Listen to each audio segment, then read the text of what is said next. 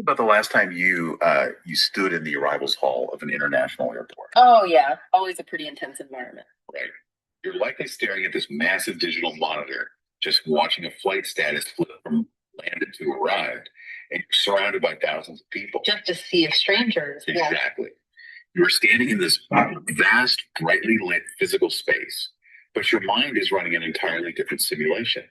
You're usually, replaying memories of the person you're actually waiting for. Right. Your physical body is there, but your head is miles away. Well, today we are doing a deep dive into a piece of microfiction by a creator named Johan Kassim. And our mission here is to take this incredibly brief text and dissect how it uses that mundane scenario, an airport waiting area, to expose the mechanics of time perception, environmental memory, and ultimately human grief. It is a really heavy piece, despite being so short. It is. We're following the narrative of this woman, Amanda Hunch, but her story is really only half of what we're talking about today. The way this text was actually authored challenges a lot of fundamental assumptions about the creative process. Yeah, the methodology here is fascinating. We're looking at what happens when human imagination uses algorithmic generation, not as a replacement, but as like a foundational building block. And the creation process of this specific text is really where we need to anchor our analysis, because the medium totally dictates the psychological depth of the final product. Okay, so break that down for us. How did Kassim actually make this? So Kassim provides this specific preface outlining his methodology. He states he spent 2 hours drawing a manual sketch just by hand. Just a normal pencil and paper sketch. Right. And then he processed that human-made sketch through an AI image generator to, in his words, make it real. Oh, wow. Yeah. And only after this really high fidelity visual environment was rendered by the AI did he sit down and write the story of Amanda Hunch to inhabit it. Wait, okay, let me unpack this because that's wild. This is it's like a movie director building a massive physical set. Right? Yeah, that's a good comparison. Yeah. Using CGI to finalize exactly how the lighting looks, calculating the exact shadows falling across the floor, and only then writing the script based on the vibe of the room. Exactly. The visual comes first. But let me push back on that methodology a little bit. If you lock in the visual environment using a generative algorithm before you even type a single word, doesn't that inherently put a ceiling on your imagination? How so? Well, I mean, you're confining your narrative to a pre-rendered box rather than letting the story dictate what the world should look like. That's a common critique. But the assumption that constraints limit creativity kind of ignores the cognitive reality of how our brains actually generate narratives. Okay, color me intrigued. What do you mean? Well, there is a deep historical precedent for this. It's called ekphrasis, which is the act of creating literature based on a vivid description of a static visual work. Oh, right. Like John Keats with the Grecian urn. Yes. Keats derived an entire narrative just from staring at a pot. What Kassim is doing is basically a modern digital iteration of this cognitive offloading. Cognitive offloading. Yeah, think about it. When a writer sits down to invent a world entirely from scratch, a massive amount of working memory is consumed by spatial rendering. Oh, like keeping track of where the doors are. Exactly. The brain has to keep track of the architecture, the lighting, the physical distance between objects, all those sensory details of the environment. So the cognitive load of just building the sandbox is like draining the battery before the characters even start playing in it. Precisely. That is the underlying mechanism. By outsourcing the architectural and lighting rendering to a generative model, Kassim frees up that working memory entirely. The AI handles the spatial mathematics, leaving the human to do the human stuff. Exactly. This allows the human creator to allocate 100% of their cognitive bandwidth to the character's internal emotional state. The visual prompt establishes the parameters, and the human empathy fills the void within those parameters. That makes a lot of sense. That explains why a text spanning just a few paragraphs feels remarkably dense. Right. He didn't have to invent the airport. He only had to observe the psychology of the woman the algorithm placed inside of it. I see the logic there. Yeah. You shift the creative focal point from world building to psychological observation. And the world the algorithm helped build is highly, highly specific. It really is. The story places our main character, Amanda Hunch, at a restaurant called Sky Bites within the Rangasthani Airport. And the text notes she has just, quote, scoffulated the last bag of fries. Scoffulated. I love that word. Here's where it gets really interesting to me. Is that a typo? Is it regional slang? Or did he just make it up? It's essentially a made-up word, but it works so well. It sounds like a collision between scoffing and accumulating. And while it might not be standard English in any dictionary, it perfectly captures that anxious, mindless eating we all do when we're nervously waiting for someone. It communicates the physiological reality of waiting. We engage in this mindless, rapid consumption as a self-soothing mechanism when our nervous system is elevated. Just stuffing fries in your face while staring at the arrivals board. Yeah, exactly. But the setting of Sky Bites serves a much more structural purpose in the narrative than just being a place to grab a snack.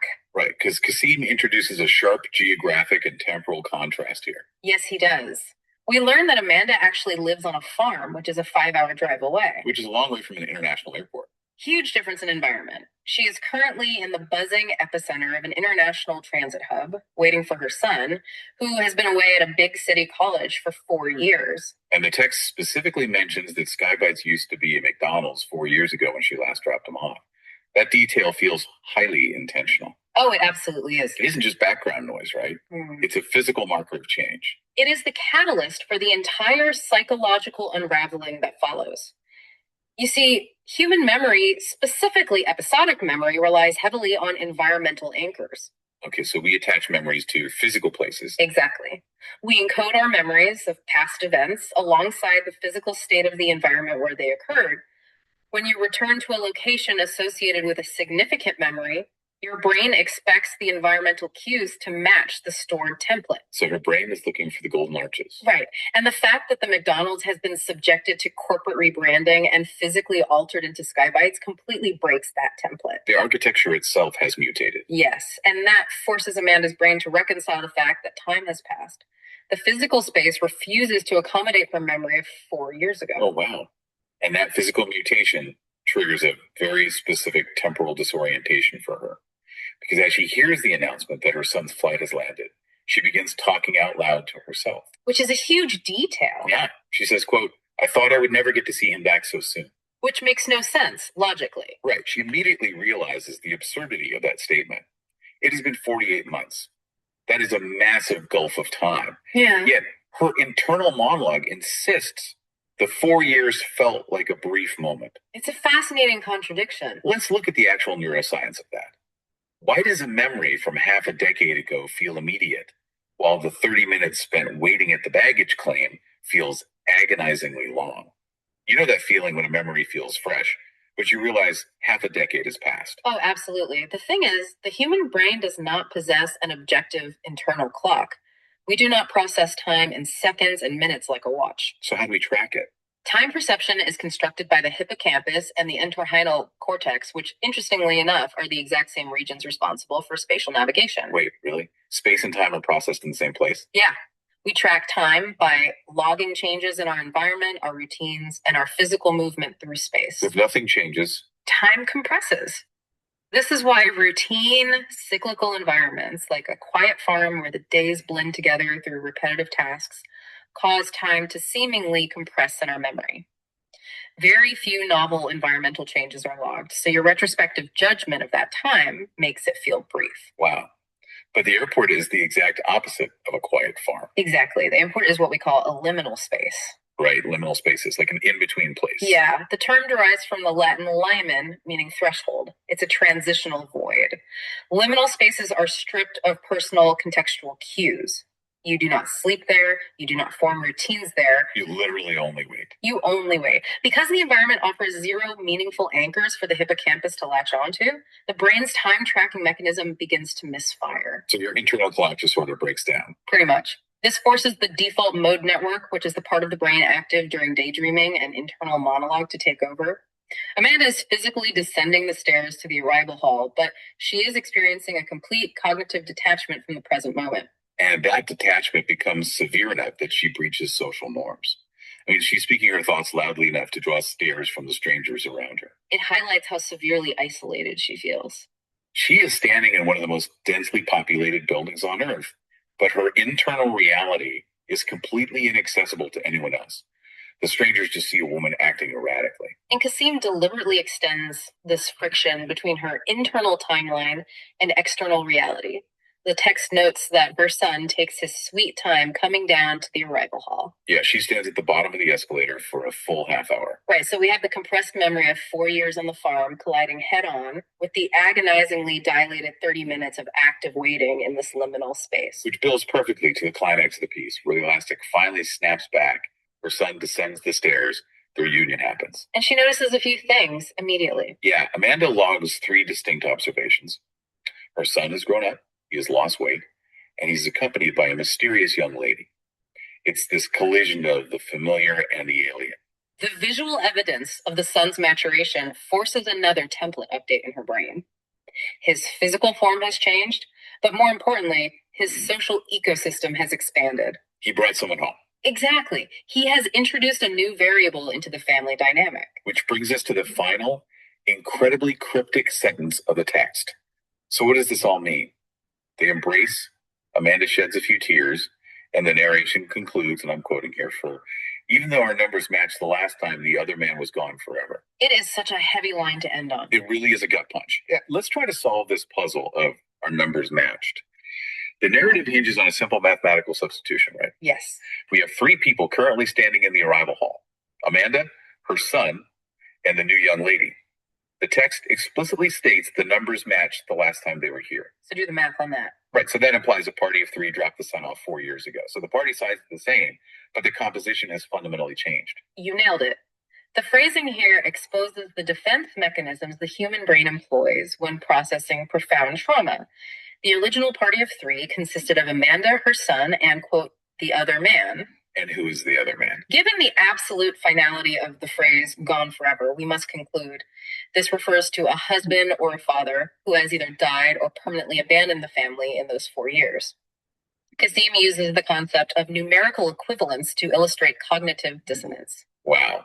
So the brain is basically trying to balance a ledger that cannot be balanced. Exactly the case.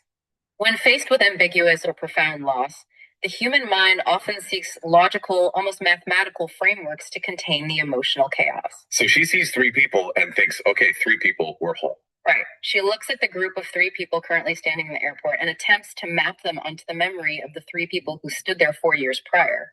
Mathematically, the unit is whole.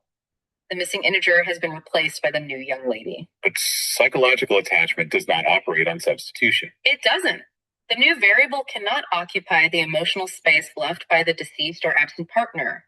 The realization that the numbers match only serves to amplify the absolute void left by the missing person. That is just wow. It entirely recontextualizes all the data we were given at the beginning of the deep dive. It completely changes the story on a second read. The isolation takes on a totally different dimension. The 5-hour drive from the farm to the airport wasn't just a long commute. It was a solitary journey made by a woman who used to make that drive with a partner. And that compression of the 4 years we talked about? Yeah, the feeling that it passed so quickly. It suggests she hasn't moved forward at all. Her grief has kept her totally tethered to the moment of separation. She's been stuck. We initially assumed, she was shedding tears of joy for her son's return, or maybe anxiety over meeting his new partner.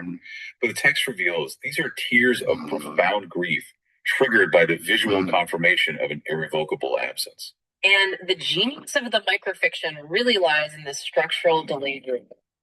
By offloading the visual rendering of the airport to the AI, Kassim built a perfectly mundane, recognizable environment. He didn't have to stress about what the airport looked like. Right. He then placed a character inside it, experiencing the ultimate unseen internal crisis. The physical world of the airport kept moving, evolving from a McDonald's to a Skybites. But Amanda's internal world remained halted by loss. The technology provided the cold, static framework of the physical space, which allowed the human author to highlight the messy, nonlinear reality of human grief. It really is a brilliant collaboration between human and machine. So to synthesize the journey of this deep dive today, we started by exploring how treating an algorithmic image generator as a collaborative starting point allows a creator to bypass the heavy lifting of spatial rendering. Right, that cognitive offloading. Yep. Then we examined how the corporate rebranding of a fast food restaurant forces a character to confront the unreliability of episodic memory. The whole Skybite situation. Exactly. We broke down the neuroscience of why transient, liminal spaces like airports disrupt the hippocampus and just completely warp our perception of time. And ultimately, we analyzed a narrative where the simple mathematical substitution and rivals gate exposes the lingering, devastating reality of a broken family structure. It demonstrates that while the tools of creation may become increasingly digital and, calculated, the focal point still remains the exploration of very analog, very human vulnerabilities. Well said. I want to leave you listening to this with a final thought to examine on your own. The next time you find yourself navigating one of these liminal spaces, standing at baggage claim, sitting in a hospital lobby, or waiting on a train platform, take a moment to really observe the people suspended in transit around you. Just take a look around. Yeah. You are seeing them in a purely physical dimension. But consider the intricate, invisible architecture of the timelines. Consider what specific memories the environment is triggering or distorting for them. It's pretty humbling to think about. And more importantly, as you look at those strangers standing seemingly alone, ask yourself what invisible, absent beside them, keeping everything they see.